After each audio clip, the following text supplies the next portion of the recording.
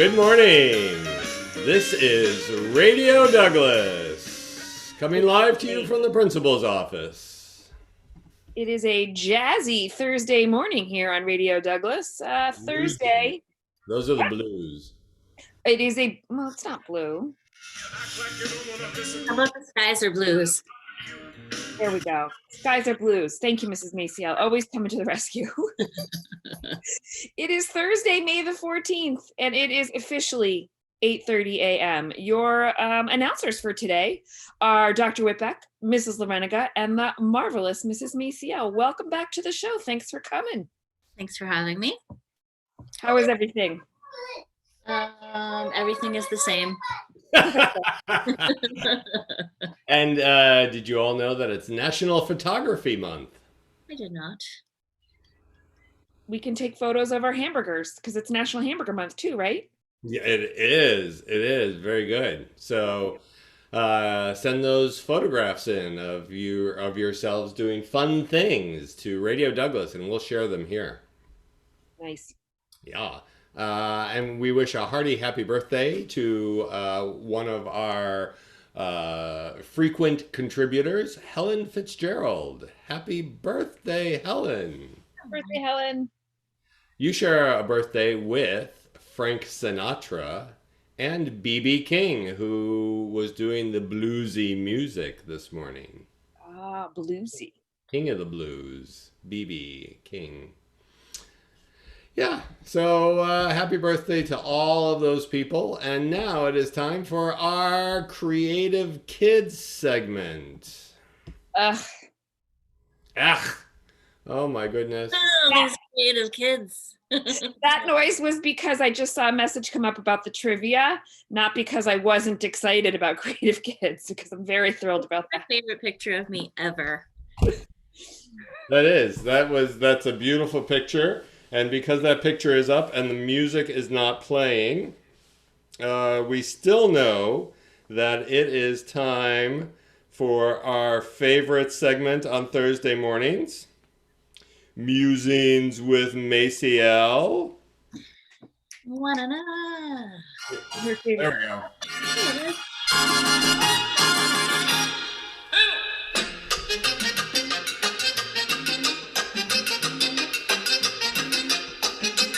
My husband this picture, he just told me that I'm horrifying. What's that? My husband saw that picture and said it was horrifying and I would frighten all the children. Not true. No, that's what I look like every day in school. That's how I wake up. Husbands, what do they know? All right, last week's puzzle.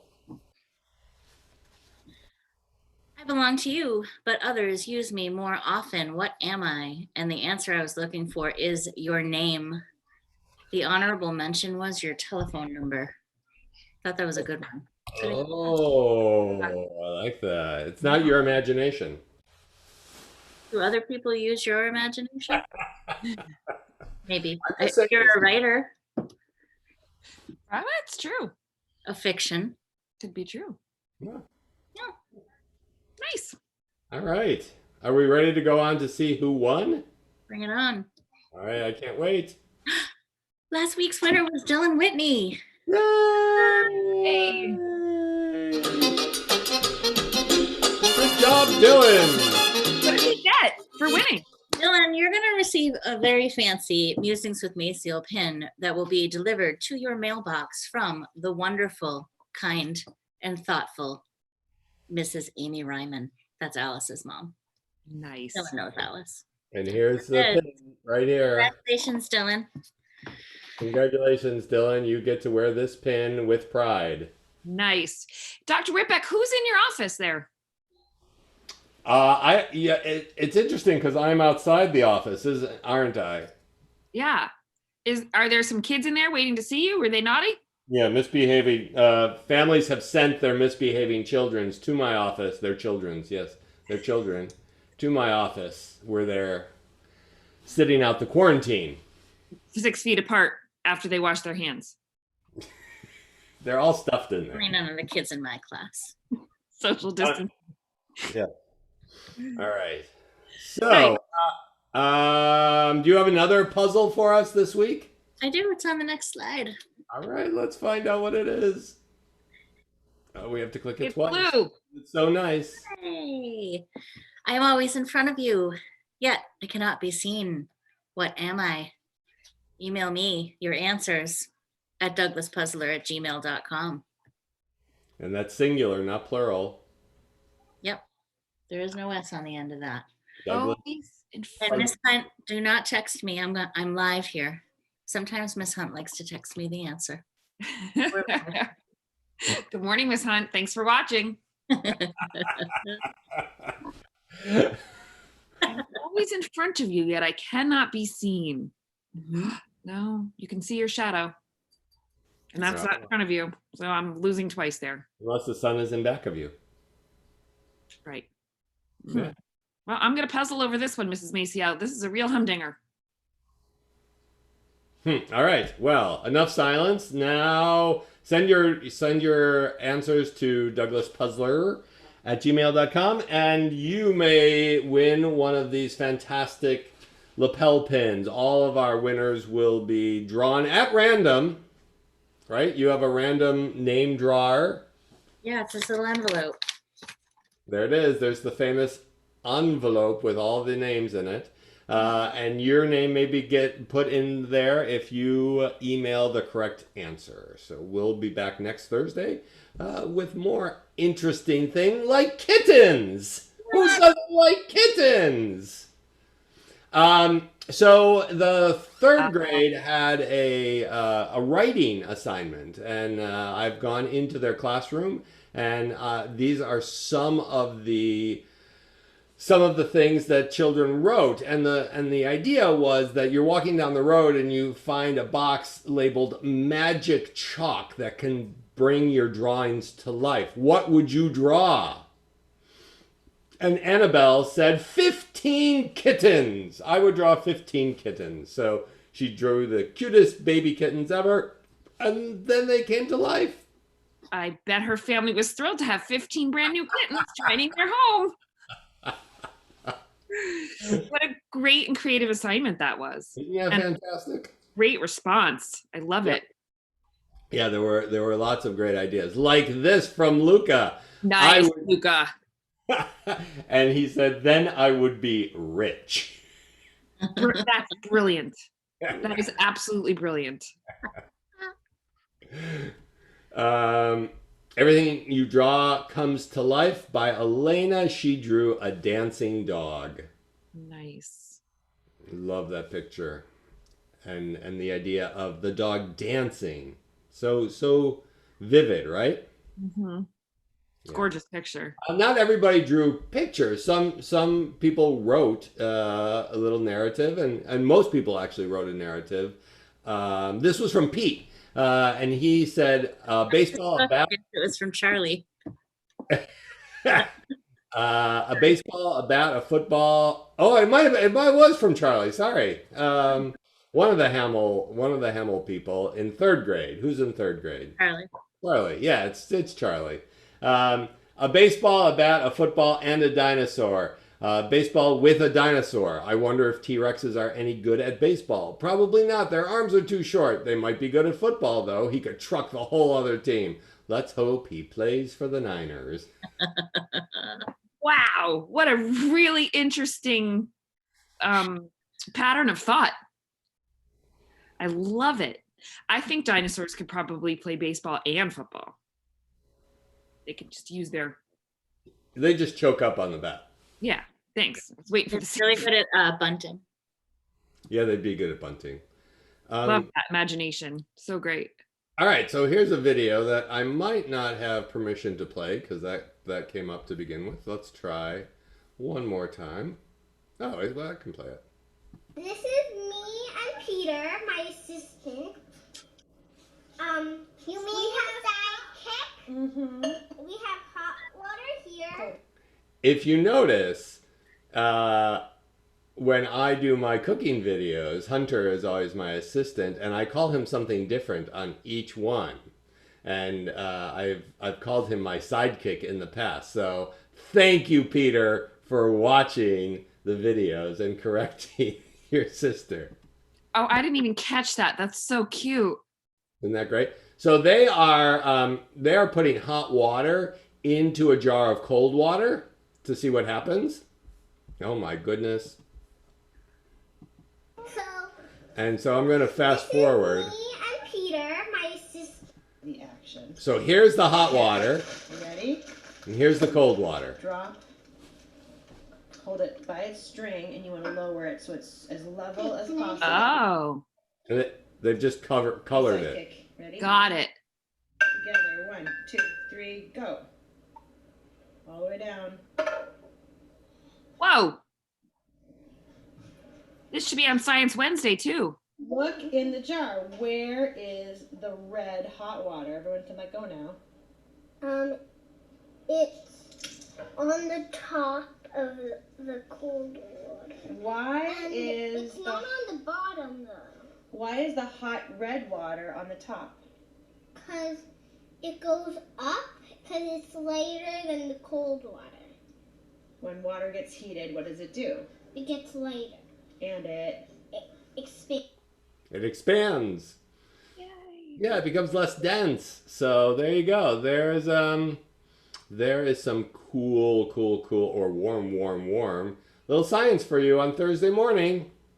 Awesome. Thank you for sharing that with us. Yes.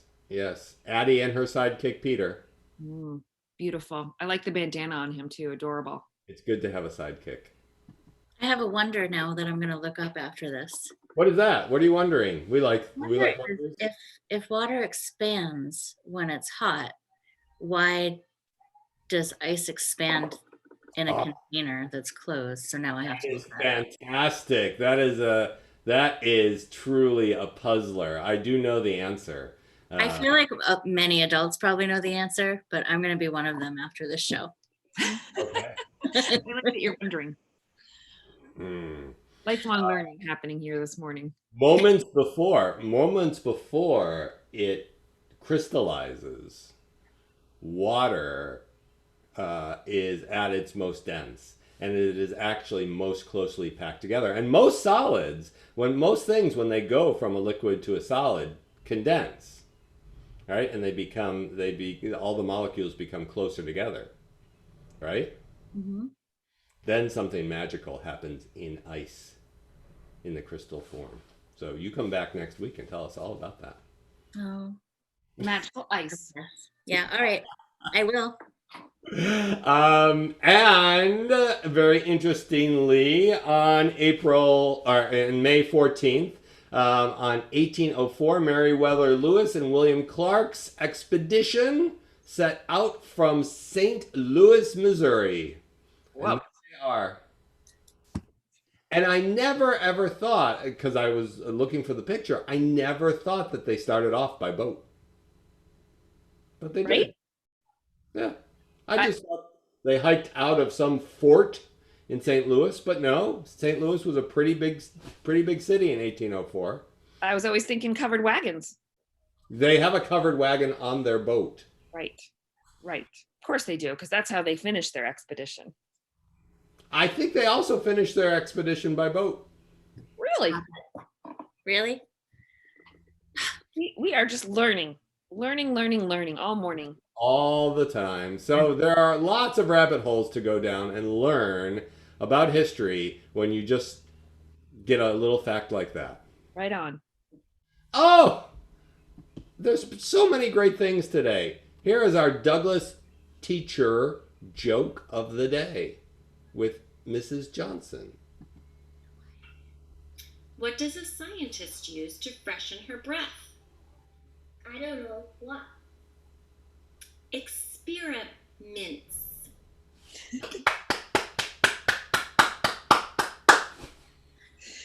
Again, a perfect delivery. Just perfect.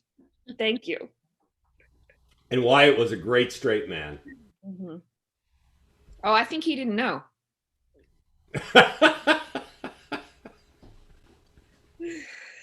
Yeah, that's why he was the perfect straight man. It is so nice to see the teachers on our show. I hope that they keep sending in their jokes, because the kids sure like seeing everybody. The award given each year, onto trivia, by the Association for Library Service to Children is called the Newbery Award. It is a very prestigious award to win if you're an author. This year's book is a little bit different because it was a graphic novel that won. It was New Kid, written and illustrated by Jerry Craft. It's a graphic novel that tells the story of a boy who starts in a new school where diversity is low and the struggle to fit in is real. I think it's probably like a 5th, 6th grade book, but it looks really, really interesting. And it's the winner. Fascinating. Yeah. I did not know that it was the Newbery Award. Did you know that, Mrs. Maciel?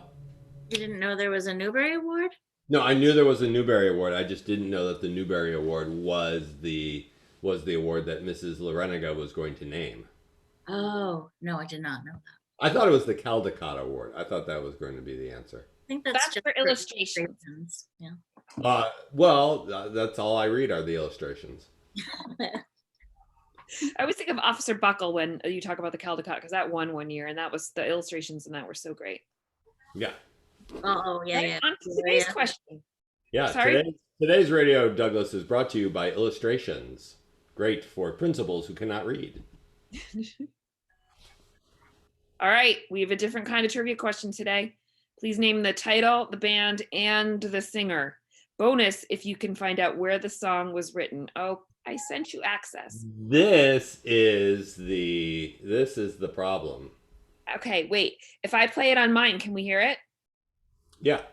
Okay, please hold.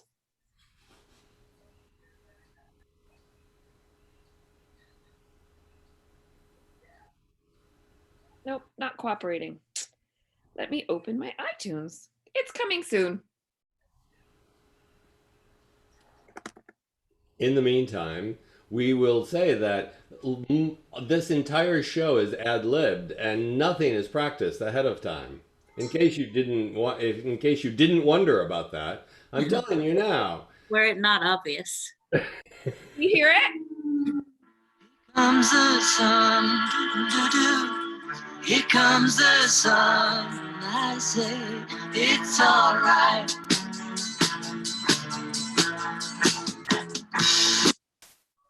Got it. Got it. Sorry for that minor technological problem. Yes. No, that was fun. That was worth the wait. I love it. Where the song was written is really, really interesting, mostly for the adults. Okay. I think I know. All right. Awesome. Being a huge fan of the band, the singer, and the title of that song. And maybe the place where it was written. Big fan of that as well. Yeah, I'm a big fan of that as well. Yeah. All right, and now it is time for something entirely thought-provoking. I needed a graphic to go with this because I was looking for riddle quotes, and I found this one that said, "Gravity Falls is a riddle wrapped in an enigma, tucked in a mystery, deep fried in a conundrum, slathered in hickory smoked puzzle sauce." I love that. I love that. And that's what I think of when I think of Mrs. Maciel. She is a riddle wrapped in an enigma, tucked in a mystery, deep fried in a conundrum, slathered in hickory smoked puzzle sauce. Accurate. Or if you were Alex Hirsch, the creator of Gravity Falls, you were describing that wonderful cartoon series on the Disney Channel. Mind blown with all of those words. Isn't that? I like that. Yeah. And so with that, our Radio Douglas has come to another close. It's Thursday. Remember, tomorrow teachers will be working hard on their lessons for the following week. So some may not be having their morning meetings, but you will have Mrs. Lareniga and myself and our special guest stars who we... So on Friday, you never know where the guests will be from, so stay tuned and watch. I don't know where they're coming from. And with that, I'd like to invite you to have a 1,000-fold theremin playing Thursday. So long, everybody. Thank you, Mrs. Maciel.